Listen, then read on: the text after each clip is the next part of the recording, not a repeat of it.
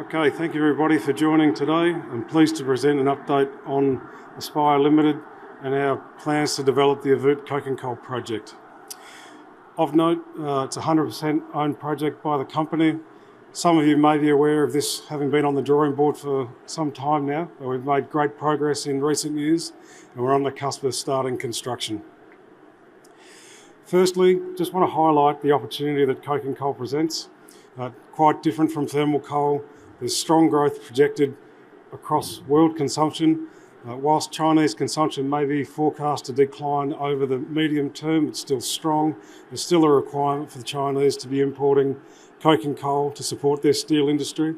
And there's certainly strong growth forecast in consumption of coking coal from India and other Southeast Asian nations.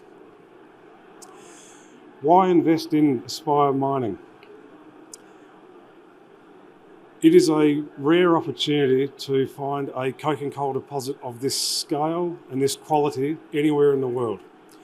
There is little investment being made into coking coal development projects globally, and it's becoming harder and harder to get coal projects off the ground. That is despite a clear forecast in the increasing demand for coking coal that everybody can see. We're strategically positioned close to a large market in China. At main target market regions in northern China are forecast to have a net shortfall in the type of washed coking coal that we're looking to produce of approximately 18 million tonnes per annum. We're rapidly advancing towards construction. We've achieved the major permits required to advance development of our mining, processing, road and rail infrastructure that we need to extract coal from the Avert deposit. I'll cover off on some more of these as we go further through the presentation. I think importantly, to update and distinguish ourselves from previous plans that this company has put forward, I must draw attention to the fact that the past few years have seen really intensive communication with our local communities and local government. On the ground, we've had over 30 employees interacting almost daily with all of the families who are living around our project, listening to their concerns, and then taking these concerns and applying them into the designs that we're looking to implement. In Mongolia, when you want to implement an infrastructure project of any significant scale, you need to hold official BARG meetings. These are local council meetings where the company can present its plans and the local community has the ability to comment on this plan. And essentially, it's almost a popularity contest to ensure that the community wants the project to go forward. By providing the community with the background information that they needed and showing them that we'd incorporated their feedback into our planning, we've gained their support. With their support, the local government has been supportive of our project development plans. And on the back of that, the national government is supportive of our project development plans. Where we sit currently is that we have all the major approvals necessary for our mining, processing and road infrastructure. We have our mining licence, we have approved feasibility study and environmental impact assessment for both the mine and the wash plant. For the road, there's an extra step in terms of having a detailed design approved by the Ministry for Roads and Transportation Development, and we have that too.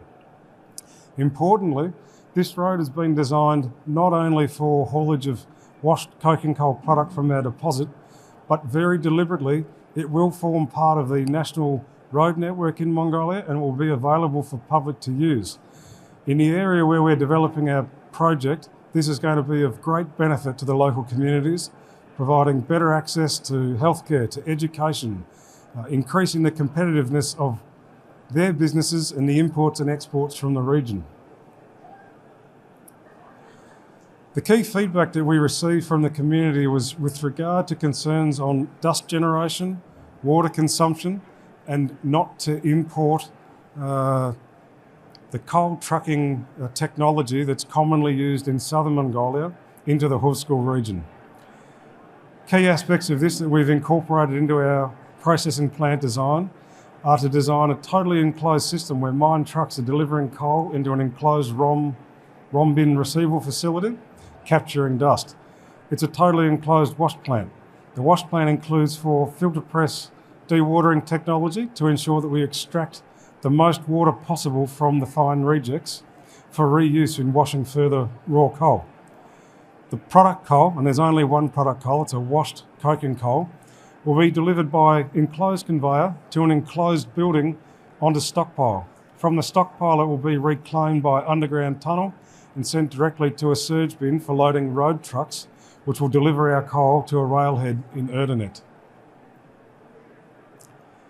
The truck transportation, I think from an Australian context, is difficult to understand. In Mongolia, the common method of transporting coal from the mines to China has been by truck for the past 15 years. Initially, this started with no roads in place, and maybe 10 years ago, paved roads became the norm, but these paved roads were private roads. They're called special purpose roads, and upon them are operated heavy-duty vehicles. These heavy-duty vehicles have extremely high axle loads, extremely high vehicle weights, and the vehicles themselves are oversized and very slow moving. This doesn't work well when it's combined with general public using the road. Many safety concerns result, and certainly there's environmental damage occurring due to these vehicles operating in fairly underpopulated areas in Mongolia. Where we want to haul coal, we need to be moving coal across roads that are being used by other users, and to do that we're proposing a solution that's more akin to what you would see in Australia, using vehicles that are designed with axle loads normal with public road use and can sustain vehicle speeds in line with the general traffic movement. Lastly, on the logistics side of things, we're looking to load trains in Erdenet.